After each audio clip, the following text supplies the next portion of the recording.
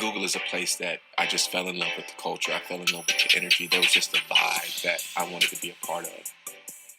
So this video is based on Google, but from the context of Maslow's hierarchy of needs.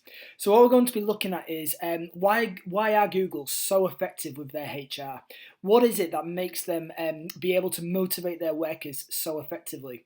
Every year, Google are constantly being voted one of the best employers in the world. And what do they exactly do to make sure that they achieve all of these levels in Maslow's hierarchy of needs? So to begin with, we're going to look at the physiological needs in terms of the basic needs of their employees. Now, you can probably already imagine that Google, they will pay above the industry average. So obviously, the income that they provide their workers will definitely be beyond what is needed for their physiological needs. They even offer sleeping pods. They offer the ability to carry out in terms of laundry. They offer a range of different factors. But what we're going to do after every level is I'm just going to show a video example of Google and how they meet these needs. It's just named Google the best company to work for in America, and we're betting that some of that has to do with all the free food there, breakfast, lunch, and dinner. But you may not know that Google's legendary cafeterias are as optimized as their search engine itself. From color-coded foods to subliminal cues, they've developed a special system for keeping their employees fit and healthy. ABC's Juju Chang got an inside look. It's lunchtime at the Google office in Manhattan, a place that defines free food, all you can eat, 24/7. I'd like to show you the salad bar. Okay. Ashley Moak is a happy Googler who wants to show me around. I'm saving myself because there's a lot more. Okay, good. Like everything Google, the cafeteria has been hyper-analyzed and re-engineered, which means it's loaded with nudges to literally nudge people toward healthy choices. So when we come right in the entranceway over here, what's really nice is you see the salad bar first. And if you're starving like me, you'll go for the first thing you see. Exactly. Research shows people tend to pile up on the first thing they see. So the salad bar now occupies prime real estate. There's all these different color-coded signs here to let you know what's healthy, and obviously everything in the salad bar is more or less This looks really good. pretty healthy.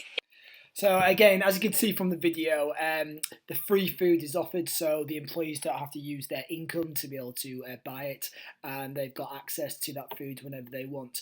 But not only that, we start to move into the safety needs on this next bit, because actually it links. Not only are they offering free food, but they're also making sure that the food that they offer is healthy. And it was because there was Google did have a reputation initially that when you started there, you actually put on weight. And that's because of the amount of food that people consumed. And therefore, they realised actually that was having an impact on productivity. So what they did, they tried to nudge employees into the healthier foods, and they changed the portions.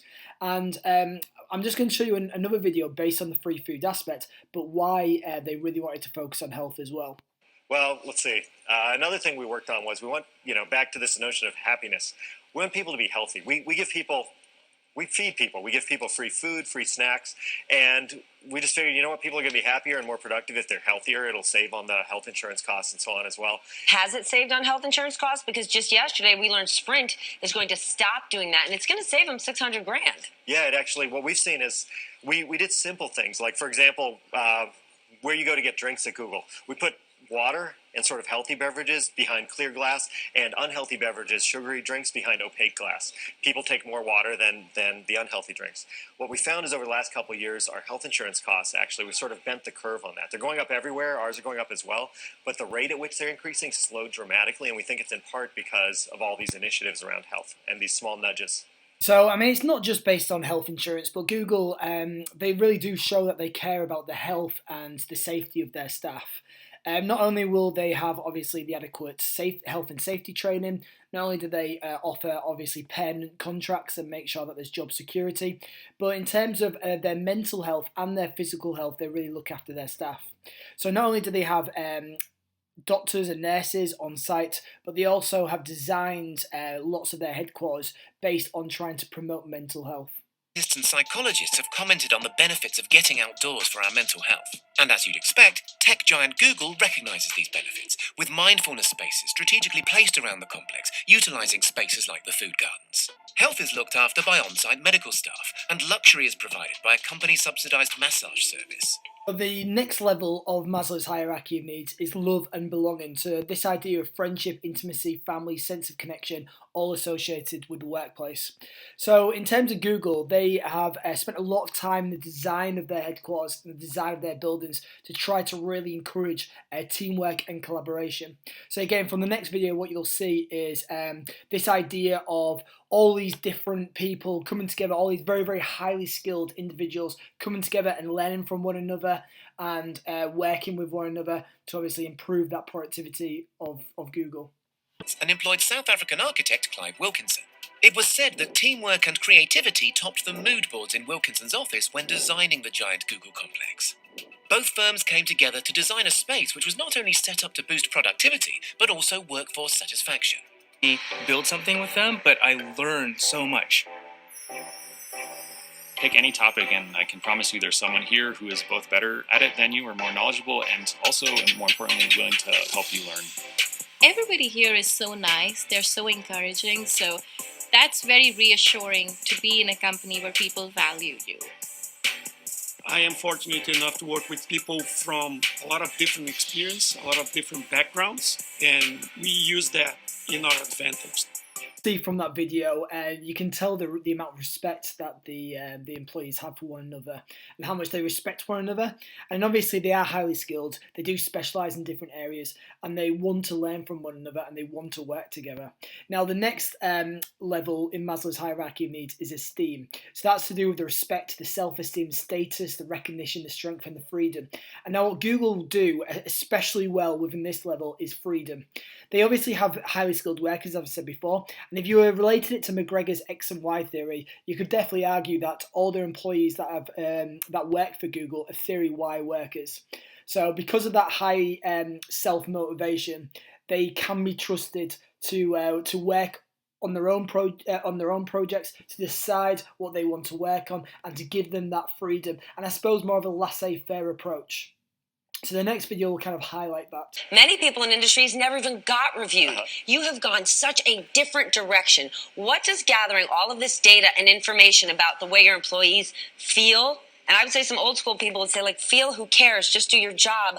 Why does it make Google a better company? Why is it more effective? Well, this might sound funny coming from Google, but feelings are everything, right? I mean, the whole point is you want people to feel happy and motivated and committed. There's all this data that suggests that when people are enjoying what they do and when they feel it's meaningful, they're more productive, they stay longer, and they have more impact. And those are all good things for the company eventually, but it's kind of also the right thing to do. So all this data and surveying is harnessed with the purpose of first, how do you make people happier? And then goodness comes from that. Okay, but what do we learn from it? When I think about Marissa Mayer and Yahoo, they gave their employees the opportunity to work from home, which in theory would make them very happy. She walked through her floors and said, where is everyone? This looks like a graveyard, and she pulled them back to work, saying they were unproductive. So where is the balance between getting your job done and making people feel good?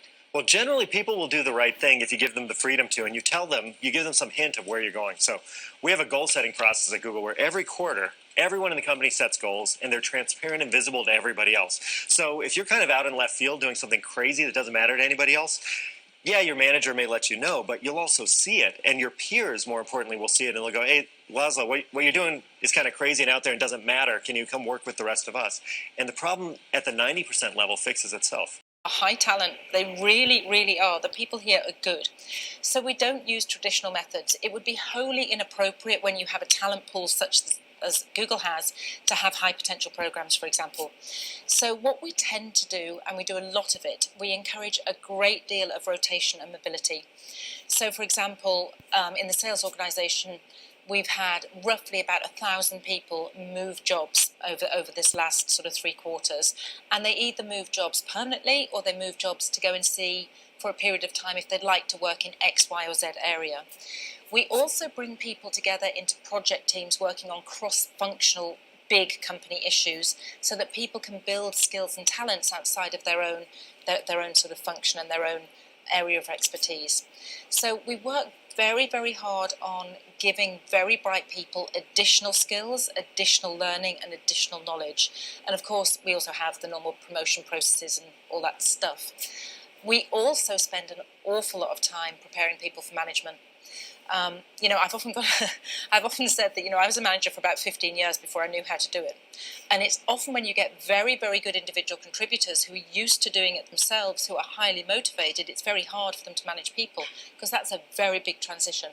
So we put lots of support in place. We have mentoring programs, all the stuff you would expect, a lot of leadership programs. We run what we call career gurus, where we give advice to would-be managers. We have lower expectations of managers when they're first in the job. We don't suddenly drop them in and say, right, we expect you to be able to do the same as someone who's been managing for 10 years. So we recognise very, very clearly that it's quite a difficult transition. So, as you could see from both those interviews, the happiness of staff is absolutely essential to Google. And the fact that they collect data on staff to try and really, identify what makes their staff happy so they can act on it and they can offer it is really well respected by the employees. But as I said before, the freedom is an essential aspect of Esteem, and even allowing them to kind of pick which functional areas to work in and give them that opportunity for job rotation. So if they wanted to move into different functional areas, they can try it out, they can experience it, and then they've got the decision and they can decide themselves whether they want to do that or not. And in terms of recognition and making sure that there are those promotional opportunities for staff, now the staff that work at Google, they are most likely to be very aspirational, very ambitious, and therefore having the ability to move up the hierarchy is absolutely essential. And the fact that they've got the support, they're coached, they're developed, and even when they get the promotion, they're not necessarily expected to be able to create great success in a management position. Instead, they're patient with them, and they're given the ability to kind of work and improve and develop those type of skills. Now, the final level of the hierarchy, and this is where Maslow believed that if you reached, you'd be fully motivated. And that was self-actualization. And that's the desire to become most that one can be. Now, you could argue, what else could Google do to make sure that that's offered? And you could also, again, relate it to the recognition and the promotional opportunities, allowing employees to become the most that they can be. But actually, Google go that one step further, because sometimes employees don't realize it themselves when they are ready for promotion. And what Google do, the data that they collect, they're able to actually nudge employees in the right, in the right direction for that promotion. And you'll see that in a second by this interview that I'm going to show you. Now, another aspect, and I've referred to it slightly before, but once you are at a point where you're ready for that self-actualization, what they also do is they allow you to set your own projects and set your own goals. And they allow you to kind of go off in a different direction to maybe what your job description asks you to do, and they give you that freedom over those projects. And actually, Google has said that some of these projects have allowed for or enabled for great innovations and great ideas, which it wouldn't have been possible without giving them that freedom and without allowing them to kind of, improve on their own knowledge, improve on their own skills, and carry out that further research. Employees are given a 20% portion of their work time to focus on side projects unrelated to their usual workload. Promoting and inspiring creativity pays off. Google says that's how many of its labs projects were dreamt up. So when you collect data, for example, how many women within Google put themselves up for promotion? Why is that so valuable to know who's doing that? How about just go for some stretch assignments and give some high performers a big job? Why do you need data? Well, the reason is because we don't make great decisions as human beings. We think we do. We think we're rational. We think we're objective. But there's all these things going on in our brain that make us make suboptimal, bad decisions. So, for example, we saw women were getting promoted on an engineering organization at a much higher rate than men. And there's no reason that should be the case, right? Women are just as smart, just as capable, and just as much impact. And when we dug into it, what we found was that the men nominate themselves for promotion. Because at Google, you do that. You just raise your hand and say, I'm ready. The men do it way before they're ready. And the women wait too long until they're more than ready. So we then went and just told everyone in the company, look, men are nominating more often, but women are more successful when they're nominated. Women, please nominate yourselves. And the problem completely went away. Women raised their hands earlier and more. And we would never have known that unless we'd looked at the underlying data about what the behavior of men versus women were.